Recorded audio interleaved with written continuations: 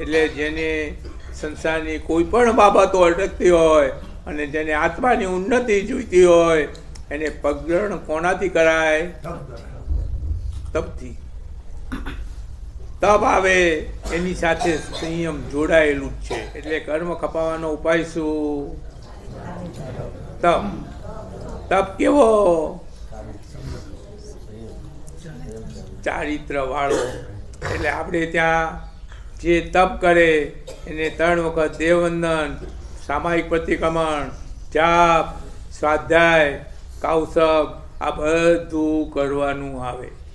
તપ છે સંયમ દ્વારા શોભે છે, સંયમ વગર તપ શોભતો નથી.